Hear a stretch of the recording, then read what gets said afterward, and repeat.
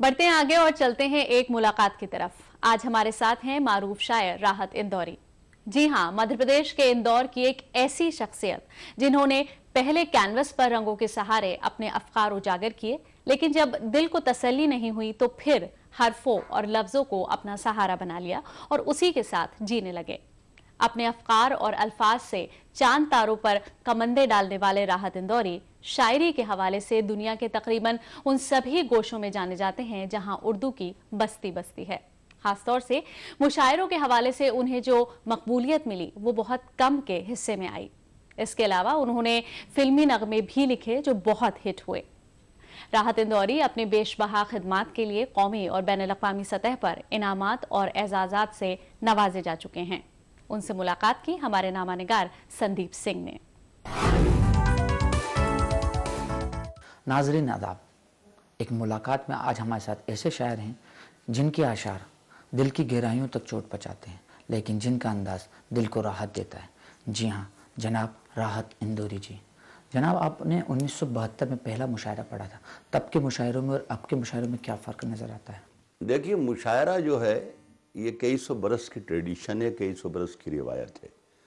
किला मोहल्ला से ये निकल कर शहरों शहरों पहुंचा, सड़कों सड़कों पहुंचा, करिया करिया पहुंचा, बस्ती बस्ती, मेले ठेले, ये सारा सफ़र करते करते करते करते ये आज यूरोप में, अमेरिका में, जर्मनी में और दुनिया के दीगर ममालिक में पहुंच गया। जबकि ये रिवायत और ये ट्रेडिशन तो हिंदुस्तान की थी, लेकिन ये इसकी तरक्की है, ये मुशायरे की तरक्की है जो आपका सवाल है। लेकिन इसमें थोड़ी सी खामियां भी आ गई, बुराइयां भी आईं, और वो ये आया कि ये पिछले कुछ बरस से, मेरा ख्याल है कुछ 3-4 दहाइयों से ये कारोबारी हो गया मुशायरा। इसमें मतलब ये कि कमर्शलाइज जब हुआ तो बाज़ार इस पर हावी हो गया, और ये सच्चाई है कि बाज़ार जब जहाँ आ जाता है वहाँ पर मेयार ख़त्म हो जाता है। तो इसमें कारोबारी लोग बहुत आ गए, बिज़नेस की तरह ये इस्तेमाल किया जाने लगा, इंडस्ट्री बना दी गई मुशायरे को, कन्वीनर्स पैदा हो गए, सौदेबाजियाँ शुरू हो गई, लाखों रुपए के बजट के मुशायरे होने लगे। तो उसमें अब वो लोगों को, जिन लोगों के लिए हम कर रहे हैं, हमें उनके मुशायरा जो कर रहे हैं लोग, उनके मिजाज का, उनकी पसंद क्या को सामने रखना पड़ता है। तो उसी तरीके की शायरी भी होने लगी, फूहड़ता भी आई, शायरात भी आईं, और ना जाने क्या क्या आया जो बुराई का पहलू है। लेकिन अच्छाई का पहलू यही है कि उर्दू ज़ुबान ने तरक्की की और दिल्ली के आसपास से निकल कर ये सारी दुनिया में पसंद की जाने लगी। हिंदुस्तान में आपको उर्दू का मुस्तकबिल कैसा नज़र आता है? उर्दू ज़ुबान का मुस्तकबिल ख़तरे में, ये अक्सर मैं अखबारात में या नेताओं की ज़ुबानी सुनता हूँ या उन लोगों की ज़ुबानी सुनता हूँ जो ख़ुद उर्दू की रोटियां अपने बच्चों को खिलाते हैं। लेकिन मेरा ऐसा समझना है कि उर्दू की हिफाजत का ज़िम्मा हर उर्दू वाले का है। किसी सरकारी इदारे से हमें ये उम्मीद नहीं करना चाहिए, किसी हुकूमत से उम्मीद नहीं करना चाहिए। किसी भी ज़ुबान को ज़िंदा रखने के लिए ज़रूरी है कि उसे पढ़ा जाए, उसे लिखा जाए, उसे कोर्स में शामिल किया जाए, उसके यूनिवर्सिटीज़ में बच्चे तालिब इल्म हों, उसको जॉब से जोड़ा जाए कि बच्चा जब उर्दू पढ़े। ये सिर्फ उर्दू का रोना नहीं है, बल्कि जितनी भाषाएं हैं, जितनी ज़ुबानें, लैंग्वेजेस हैं, उनके साथ यही प्रॉब्लम है। मेरा ख्याल है कोई 15-16 बरस तक एक यूनिवर्सिटी में पढ़ाया, मैं प्रोफेसर रहा हूँ, उर्दू पढ़ाता रहा। तो मेरे यहाँ से जो बच्चे निकलते थे, 10 बच्चे अगर एमए करके निकले हैं, तो वो उनकी पेशानियों पर बल होते थे कि सर हमें जॉब प्रॉब्लम होगा, हम क्या करेंगे।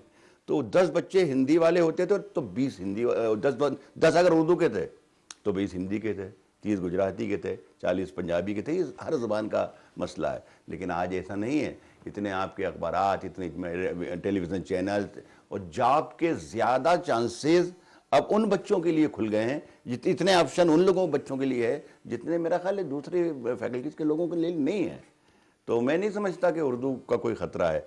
उर्दू को ये कहने वाले कि उर्दू तेज़ी से गायब हो रही, तो मैं नहीं समझता, इसलिए कि ये यहाँ की आबो हवा में, यहाँ की मिट्टी में शामिल है।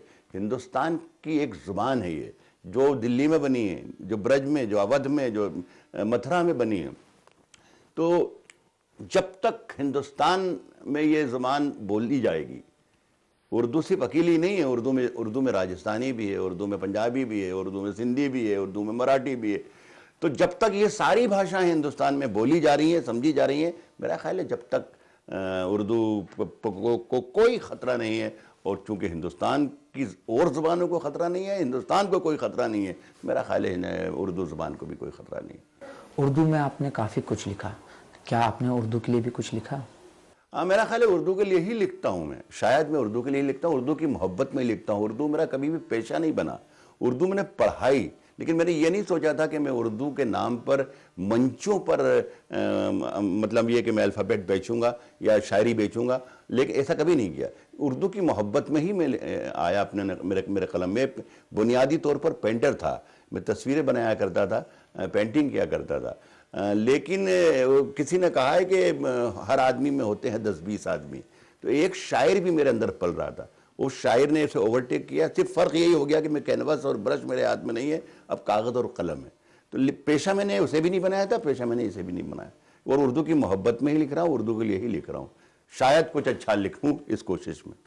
کیا اردو صرف شعر و شاعری تک محدود ہے؟ سب سے بڑا اہم حصہ اردو کا رہا، یہ تاریخ کہتی ہے، یہ میں نہیں کہتا، اور ہر پڑھا لکھا آدمی جانتا ہے کہ انقلاب زندہ باد کا نعرہ ہی اردو کا دیا گیا ہے۔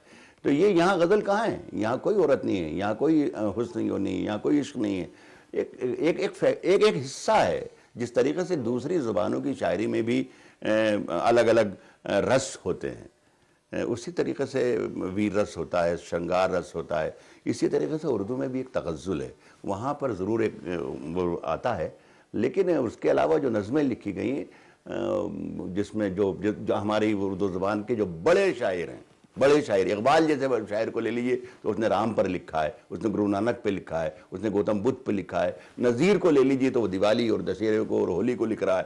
تو یہ حسن و عشق نہیں، اس کے علاوہ ہے، یہ ہر ساہتیہ لکھا گیا۔ اور اردو کو صرف شاعری میں مت آئیے، اردو میں فکشن آئیے، اردو میں ڈرامہ دیکھیے، اردو میں کہانیاں دیکھیے، اردو میں ناول دیکھیے، تب لگے گا کہ اردو ایک رچ لینگویج ہے دنیا کی۔ فلموں میں اردو زبان کا استعمال کم ہونے لگا ہے، کیا کہنا ہے اس پہ آپ کا؟ یہ پورا ویسٹرن کلچر ہماری میوزک پر بھی آیا، ہماری فلموں پر بھی آیا۔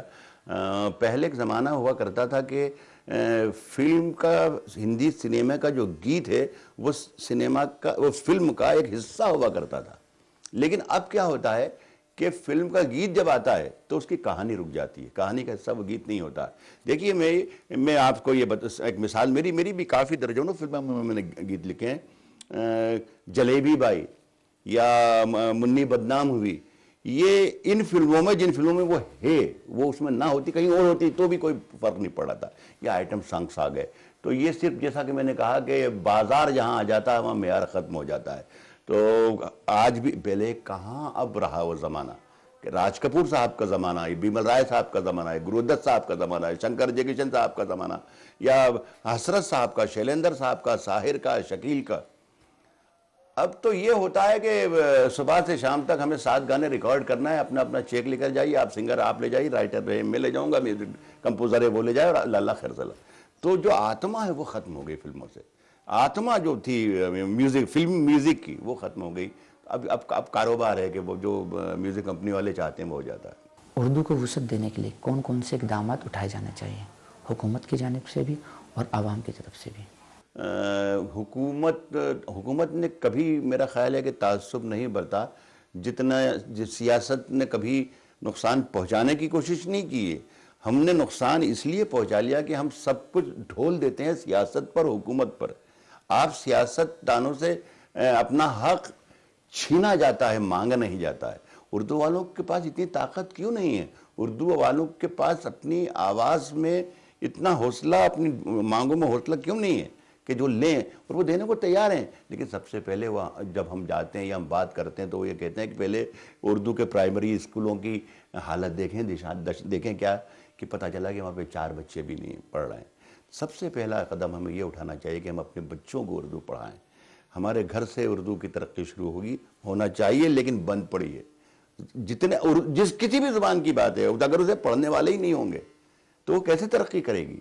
ہمارا پرابلم یہ ہے کہ ہمارے اردو کی ریڈرشپ ختم ہو رہی ہے، اردو کی پرائمری تعلیم ختم ہو رہی ہے۔ سرکار پر میں دوش نہیں دوں گا، میں اردو والوں پر ہی صحیح کہوں گا، گزارش بھی کروں گا، مشورہ بھی دوں گا، اور درخواست بھی کروں گا کہ اس طرف دھیان دیں اور زیادہ سے زیادہ اپنے بچوں کو اردو کے اسکول میں پڑھائیں, اردو لینگویج, دوسری زبانیں بھی پڑھوائیے, دوسری زبانیں پڑھوائیے, سب سائنس پڑھائیے لیکن اس کے ساتھ ساتھ اردو ضرور پڑھیں. یہ اس سے بڑی کوئی کوشش نہیں. آپ نے اتنا قیمتی وقت ہمارے لیے نکالا, اس کے لیے آپ کا بہت بہت شکریہ.